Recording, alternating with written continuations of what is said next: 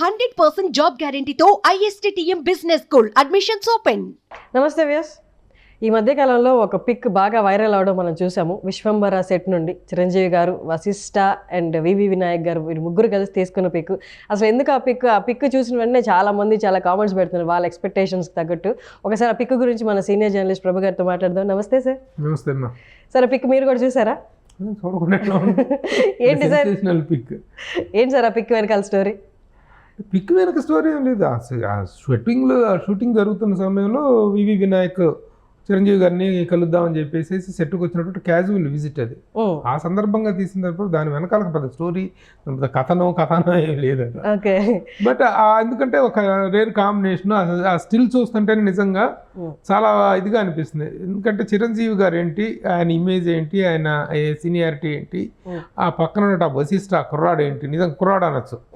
ఎందుకంటే తన ఏజ్కి కానీ తనకి ఇమేజ్కి కానీ తను అసలు నోవే మ్యాచ్. అలాగే ఠాగూర్ చేసే టయానికి వినాయక్ కూడా కుర్రాడే, యంగ్ డైరెక్టర్. అప్పటికే 2 సినిమాలు మాత్రమే చేసినటువంటి యంగ్ డైరెక్టర్. అదే ఆ కాంబినేషన్ ఏంటి, ఆయన ఏంటి, వీళ్ళేంటి, ఆ కుర్రాళ్ళతో ఈయన ఏంటి, అన్నయ్య ఏంటి అనేటువంటిది పాయింట్ ఆఫ్ డిస్కషన్ జరిగింది. దాని మీద స్టిల్ మీద మంచి చర్చ జరిగింది. బాగా అనుకున్నారు. అది బాగా వైరల్ అయింది. అది అవును సార్. అంటే మామూలుగా చిరంజీవి గారు లాంటి మెగాస్టార్ ఆయనకున్న ఎక్స్పీరియన్స్, అంటే డైరెక్టర్స్ కంటే నాకు తెలిసి ఆయనకే సినిమా మీద అవగాహన, డైరెక్షన్ మీద అవగాహన ఉంటుంది, considering his experience over the years. కానీ ఆయన అంత ఫ్రీగా ఓపెన్గా బయటికి వచ్చి కొత్త డైరెక్టర్స్ యాక్ట్ చేయడం అనేది, అంటే ఎక్కడ కూడా కొంచెమైనా అక్కడ ఈ క్రాఫ్ట్లో ఏమన్నా వీళ్ళకి ఎక్స్పీరియన్స్ లేదు కాబట్టి ఆలోచిద్దాం అని లేకుండా కొత్త వాళ్ళతో నిర్మోహమాటంగా చేసుకుంటూ వస్తున్నారు ఆయన. దీన్ని మనం ఎలా చూడొచ్చు సార్? ఎలా చూడొచ్చు అంటే ఏదైనా కంటెంట్ మీద ఫెయిత్ అమ్మా, సబ్జెక్ట్ మీద ఫెయిట్. ఎన్నెన్నో ఫిల్టర్స్ జరిగి ఎంతెంతో చర్చలు జరిగి తర్వాత కానీ ఒక కంటెంట్ మనం అనుకుంటాం ఎందుకో నెంబర్ ఆఫ్ ఫిలిమ్స్ చేసేయచ్చు కదా ప్రస్తుతం ఉంటాడు ఆయన రేంజ్కి. ఇప్పుడు ఆయన స్టేజ్కి ఇప్పుడు చాలా నెంబర్ ఆఫ్ ఫిలిమ్స్ ఈ కుర్ర హీరోలు అందరికంటే ఎక్కువగా పోటీ పడి చేస్తున్నట్టుగానే చెప్పుకోవాలి. ఎందుకంటే ఇయర్లీ 1 or 2 ఫిలిమ్స్ రెగ్యులర్గా ఇస్తున్నారు ఆయన చిరంజీవి గారు. అయితే ఎందుకు చేస్తున్నారు కుర్రాళ్ళతో అంటే కంటెంట్ మీద ఉన్నటువంటి కాన్ఫిడెన్స్. ఇందులో ప్రతి ఒక్కరికి ఒక డౌట్ రావచ్చు, ఏంటి అసలు ఒక్క సినిమా హిట్ ఇచ్చినంత మాత్రాన కుర్రోడ్ మీదతో విశిష్ట కాదు వశిష్ఠ, నేను సరదాగా విశిష్ట అంటాను. వశిష్ఠతో సినిమా చేయటం అనేటువంటిది వీళ్ళందరూ ఆ రోజు షాక్ అయ్యారు. ఆ సినిమా అనౌన్స్ అయిన రోజున అసలు ఆ చిరంజీవి గారు ఏంటి, ఇతనేంటి, ఆ విశ్వంబర టైటిల్ ఏంటి, అంత హెవీ సబ్జెక్ట్ ఏంటి అనేటువంటి ఇది ఏర్పడింది. ఆ టైంలోనే అందరికీ వచ్చేటువంటి డౌట్ ఏంటంటే ఎట్లా మ్యాచ్ అవుతుంది వీళ్ళ ఏజ్ గ్రూప్కి, ఆయన ఏజ్ గ్రూప్కి, ఆయన సీనియారిటీకి, వీళ్ళ మైండ్ సెట్కి ఎలా ఇదవుతుంది అనేటువంటి దాన్ని ఆ కమింగ్ టుగెదర్నెస్ అనేటువంటిది ఈజ్ వెరీ ఇంపార్టెంట్. చిరంజీవి గారు ఇదేమిటి ఏంటంటే ఈ సబ్జెక్ట్ విషయం ఎవరి దగ్గర ఉంటే వాళ్ళని ఎంకరేజ్ చేయటం, కానీ తన సినిమా కాకపోయినా వేరే ఏ డైరెక్టర్ ఒక సక్సెస్ ఇచ్చినా సరే వాళ్ళని ఎంకరేజ్ చేస్తూ భుజం ధరుతూ మాట్లాడటం అనేటువంటిది మనం ఎన్నో సందర్భాల్లో చూసాం. కానీ ఆ డైరెక్టర్లో ఉన్నటువంటి కంటెంట్ వెయిట్ ఎంతవరకు సినిమాకి హెల్ప్ అవుతుంది, సినిమాని చేయటం కోసం అతను ఎంతవరకు own capacity of the director ఏంటి, own creative heights of the director ఏంటి అనేటువంటి విషయంలో సాటిస్ఫాక్షన్ అనేటువంటిది రావడం ఇంపార్టెంట్. ఆ సాటిస్ఫాక్షన్ లేకుండా జరిగినటువంటి సినిమాలు కూడా ఉంటాయి, వాటి రిజల్ట్స్ కూడా మనం చూసుంటాం. కొన్ని ఎదురు దెబ్బలు కూడా తగిలినటువంటి సందర్భాలు ప్రతి స్టార్కి ఎదురవుతుంటాయి. ప్రతి స్టార్కి కొన్ని సందర్భాల్లో మహానటుడు రామారావు గారు ఒక డైరెక్టర్తో సినిమా చేస్తున్నాడు, పేరు చెప్పడం అనవసరం, చేస్తుంటే ఏంటండి ఈ సినిమా బాగా రావట్లేదు, అతన్ని మీరు చెప్పండి రామారావు గారు, మీరు ఏమైనా కంట్రోల్ చేయండి రామారావు గారు అని చెప్తానంటే వద్దు, ఆ సినిమా మనం ఈ రోజున 6 గేలు పెట్టామంటే, మనం ఇది చేసేసి సక్సెస్ ఇచ్చామంటే, ఇలాంటి డైరెక్టర్ ఇంకో 10 సినిమాలు 10 మంది ప్రొడ్యూసర్లు నాశనం అయిపోతారు. వాడు ఏం చేస్తారో దాంతోనే చేయనివ్వండి, చేస్తే సక్సెస్ అయితే ఆ సక్సెస్లో పోయాడా, లేకపోతే వాడి స్థానం అంతవరకే. మనం అతని పనిలో ఏలు పెట్టి మనం we should not encourage him Nar we should not discourage. మనం ఆ స్థాయి అట్లా చేయకూడదు అని చెప్పేసినటువంటి గొప్ప సూక్తి అనమాట. ఆ సూక్తిని చాలామంది డైరెక్టర్స్, చాలామంది హీరో స్టార్స్ ఫాలో అవుతుంటారు.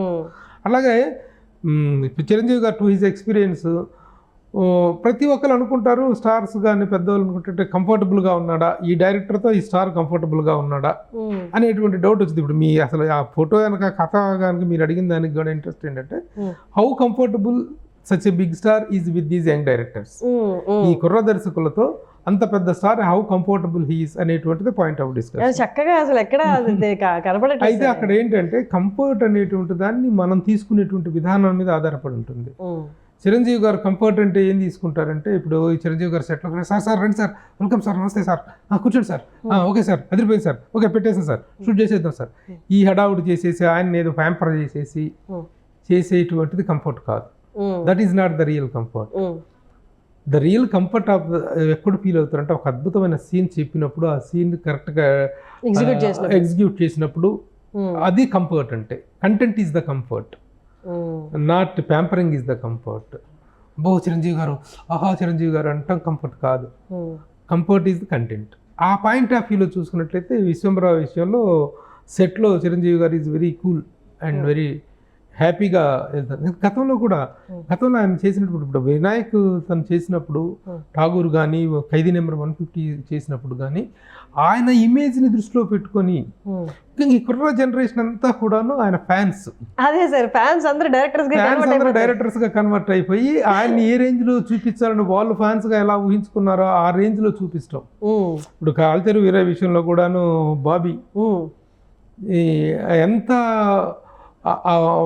ఆ మైండ్ సెట్ అనేటువంటిది, ఒక ఫ్యాన్స్ ఏం ఎక్స్పెక్ట్ చేస్తారు ఆయన దగ్గర నుంచి మైండ్ సెట్లోకి తన డైరెక్టర్ వెళ్ళిపోయి తను చేయటం అనేటువంటిది. వాల్తెరు వీలయ్యలో గారి చిరంజీవిని, అలాంటి చిరంజీవిని జనాలు చాలా మిస్ అయ్యారు.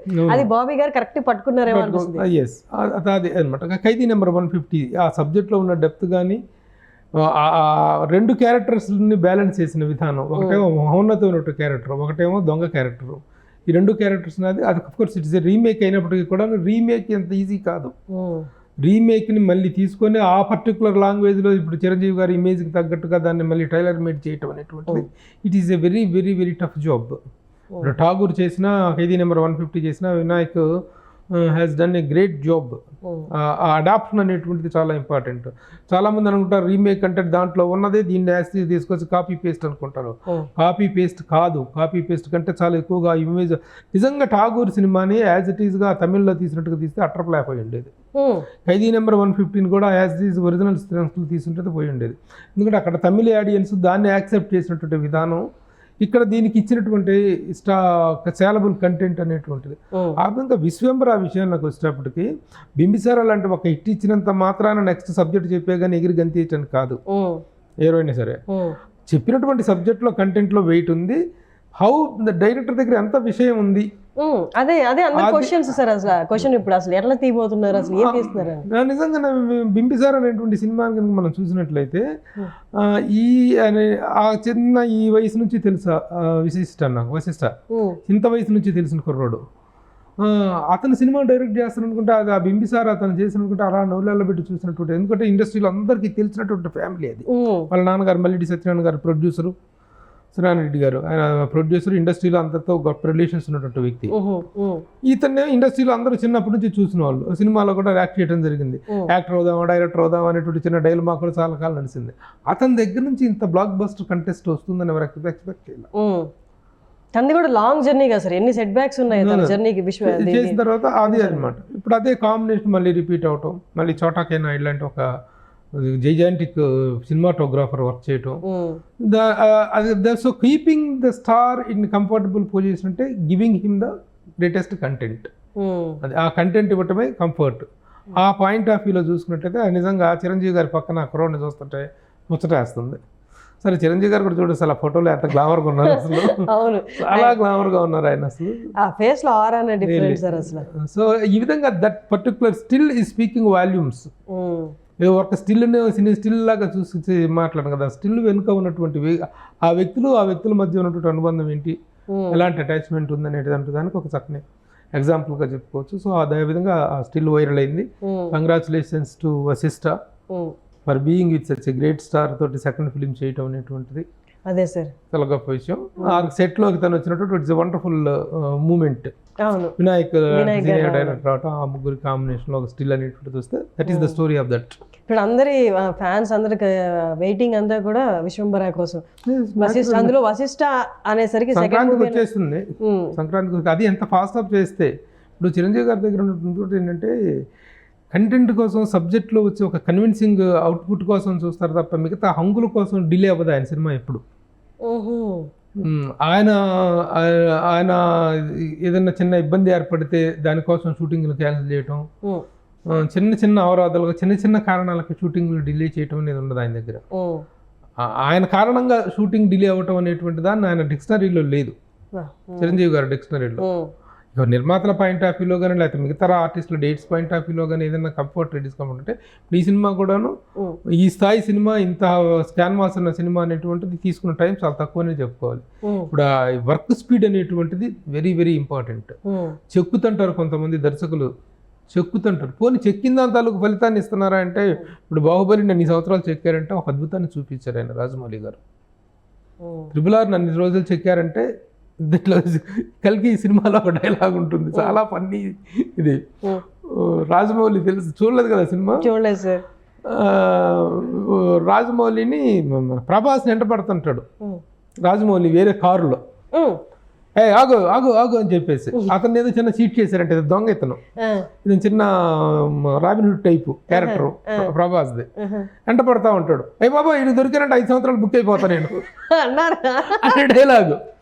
ఎంత పేలిందంటే థియేటర్లో అంతది. ఆ విధంగా ఆయన దొరికితే 5 సంవత్సరాలు అయిపోతారు ఎవరైనా సరే, 4 years 5 years తను ముందే చెప్తారు. ఆ చెక్కిన దానికి నాకు అర్థం ఉంటుంది, ఆ చెక్కిన తాలూకు వండర్ని తెర మీద చూపిస్తాడు ఆయన, ఆ ఖర్చును చూపిస్తాడు, ఆ టైం ల్యాప్స్ని చూపిస్తాడు. అలా కాకుండా విశ్వంబర్ లాంటి ఒక సినిమాని 1 yearలో చిరంజీవి గారితో చేస్తుంటే really it's wonderful combination, wonderful work speed. Work speed అమ్మ సినిమా ఇండస్ట్రీని కాపాడే. వర్తీ స్పెండింగ్ లేకుండా డబ్బుల్ని తెర మీద నాశనం చేసేసి ఇలాంటివేవి కూడా చిరంజీవి గారు ఎలా చేయరు. So wonderful combination, where all waiting. Eagerly waiting sir. Thank you so much. Okay. Suman టీవీలో మీ పర్సనల్ అండ్ బిజినెస్ ప్రమోషన్స్ కోసం కింది నెంబర్కి కాంటాక్ట్ చేయండి.